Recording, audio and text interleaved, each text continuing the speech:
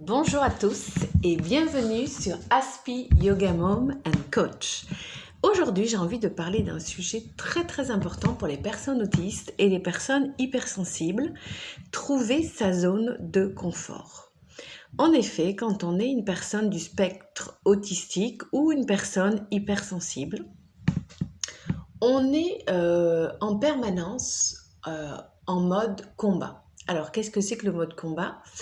En fait, les scientifiques ont constaté que l'être humain, en fait, agissait selon deux modes ancestraux, deux modes que nous avons hérités de nos ancêtres, les hommes préhistoriques, le mode repos et le mode combat. Donc le mode combat, c'est effectivement le mode où le système nerveux est activé au maximum pour trouver la nourriture, trouver un endroit pour dormir, se protéger des dangers, des intempéries, des animaux sauvages, etc. Et le mode repos, c'est quand le système parasympathique est activé et donc c'est le moment où on peut se détendre, souffler, dormir, etc.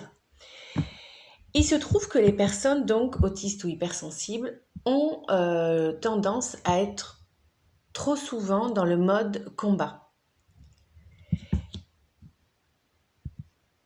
Et quand on est constamment dans le mode combat, évidemment, c'est très mauvais pour l'organisme tout entier, pour le corps, pour l'esprit.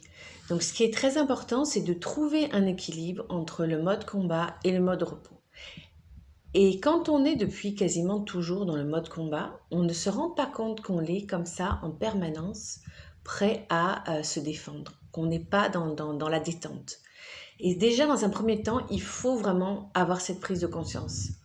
Parce que ce qui n'est pas évident pour les personnes autistes, c'est que nous ne sommes pas connectés à nos sensations, à nos émotions, à nos besoins. Donc c'est très important d'essayer de se reconnecter et de voir comment on se sent, quelles sont les situations où on se sent vraiment soi-même, où on n'a pas d'effort à faire, où on se sent à l'aise, et quelles sont les autres situations où au contraire on est dans la tension, on est dans l'effort, on est aux aguets, on est dans l'hypervigilance.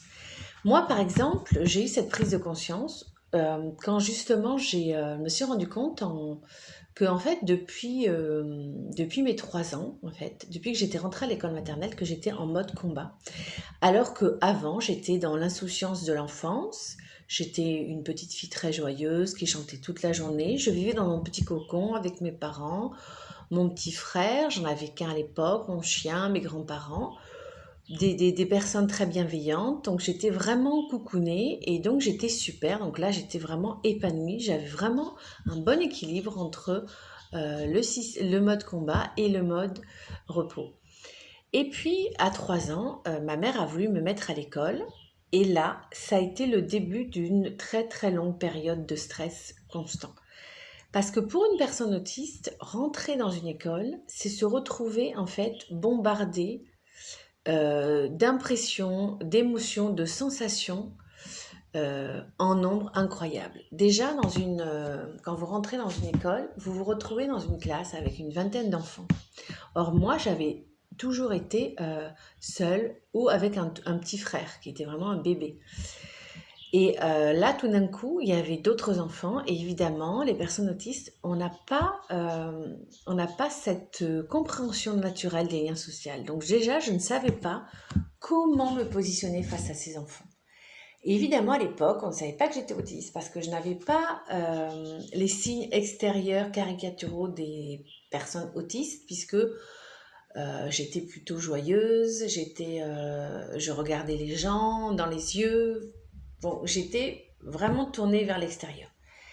Et puis, donc il y a ça, on doit s'adapter aux enfants, on doit comprendre les activités qu'on nous demande. Et moi, c'est vrai que je comprenais pas forcément les activités qu'on devait faire. Je me souviens d'une activité qui me demandait une concentration incroyable, c'était avec un poinçon. Et je me souviens d'avoir mis une énergie, mais à mon avis, disproportionnée avec l'énergie qu'un enfant lambda était censé mettre. Donc, vous voyez, déjà la maternelle, c'était presque comme Polytechnique au niveau de certaines activités. C'était un niveau trop élevé pour moi parce que voilà, les personnes autistes ont souvent effectivement des problèmes avec les gestes, en fait. Ça s'appelle la dyspraxie, ce qui pour la majorité des enfants ne va pas poser de problème, mais pour nous, pour arriver à un résultat correct, ça va demander vraiment énormément d'efforts. Donc une pression mentale, une pression physique dans les muscles. Il y avait évidemment aussi le problème de la promiscuité. Les personnes autistes ont besoin d'énormément d'espace vital, et là tout d'un coup je me retrouve avec énormément d'enfants autour de moi. Il y avait du bruit, il y avait toutes ces odeurs, tout ça, on ressent tout très très fort. Donc à partir de cette période-là, et d'ailleurs on le voit très très bien sur les photos, avant de rentrer à l'école, j'avais un très grand sourire, et puis les premières photos de classe, on voit que j'ai vraiment l'œil noir, je ne souris plus vraiment, je ne suis pas du tout contente. Et ce qui est important à dire pour les parents qui écoutent, les parents d'enfants autistes, c'est que je n'ai jamais pleuré. Et il faut savoir qu'un enfant autiste ne va pas forcément pleurer parce qu'il se sent mal ou qu'il est triste. En fait, on m'avait tellement fait comprendre qu'aller à l'école, c'était quelque chose de normal, c'était quelque chose d'important, que j'essayais en fait de m'adapter. En fait. Donc c'est pour ça que je n'ai jamais pleuré. Et pour apparemment les éducateurs, le fait de ne pas pleurer veut dire qu'on se sent bien. Et non, déjà c'est une première chose à savoir, ce n'est pas parce qu'un enfant autiste ne pleure pas qu'il est bien, par exemple à l'école. Il faut regarder aussi au niveau de sa gaieté, si vraiment son comportement change.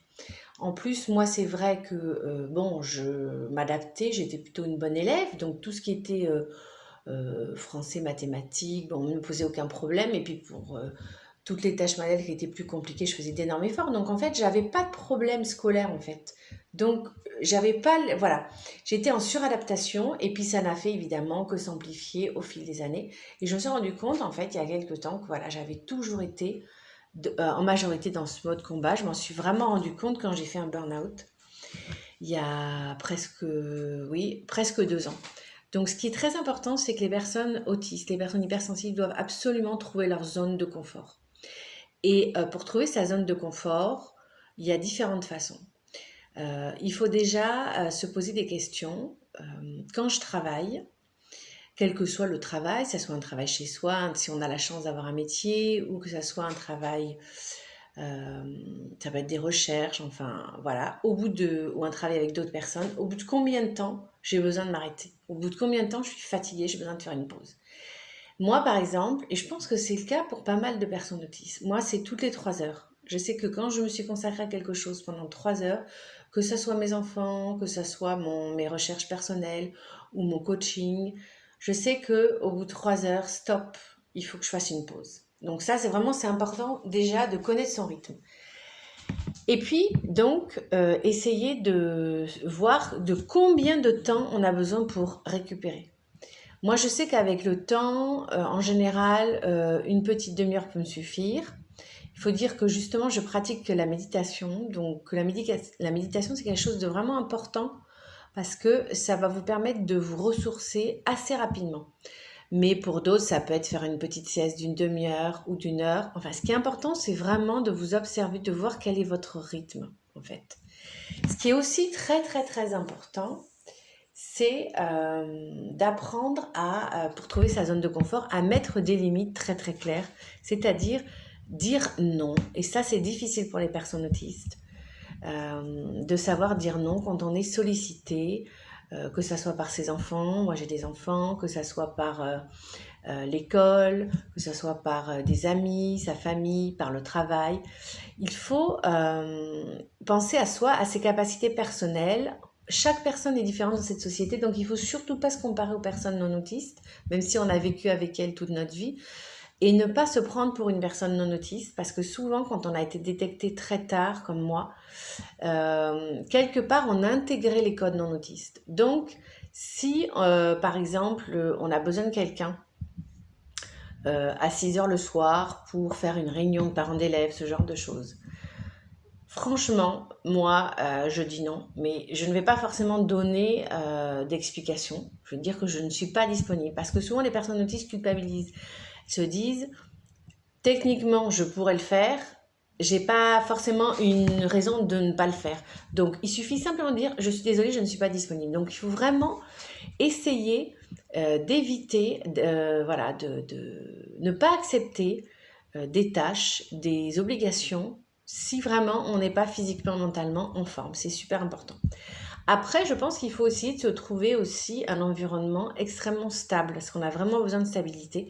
Moi, je sais par exemple que j'ai le supermarché tout à côté de chez moi, qui est vraiment à 5 minutes en voiture. Ça, c'est super important parce que j'ai horreur de faire des longs trajets en voiture. Mais avant, vous voyez, je me coltinais un trajet super long.